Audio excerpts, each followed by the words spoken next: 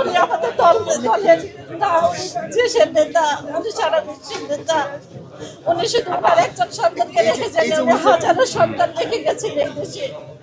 উনি যে মারা গেলেন ওনার চিকিৎসাটা ভালো মতো হয়নি আপা, গত 17 বছর, এই বিষয়টা কি বলবেন? একজন মানুষ কতটা নৃশংস হলে একজন মানুষের প্রতি এই ধরনের অবিচার করতে পারে, এটা ম্যাডাম খালেদা জিয়াকে না দেখলে কেউ সেটা বলতে পারবে না, বুঝতে পারবে না। যখন ম্যাডামকে চিকিৎসা করার সময় ছিল, বয়স ছিল, সেই সময় শেখ হাসিনা এত বড় একজন কারাগারে তাকে একটা কয়েদি হিসেবে সেই কারাগারে রেখেছেন। যে কথা চিন্তা করলে এখনো শরীরে নখ দাঁড়িয়ে যায়, তাকে কিভাবে এত বড় একটা জেলখানায় একমাত্র কয়েদি হিসেবে সেখানে রেখেছেন।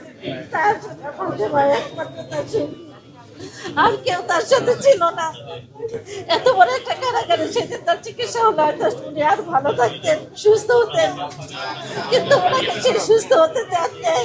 এই দেশকে মুক্ত করে দিয়েছেন। ওনার হাতটা শক্ত, ওনার হাতটা শক্ত না, এই দেশটাকে শক্ত করে দিয়েছে, এই দেশটাকে নষ্ট করে দিয়েছে।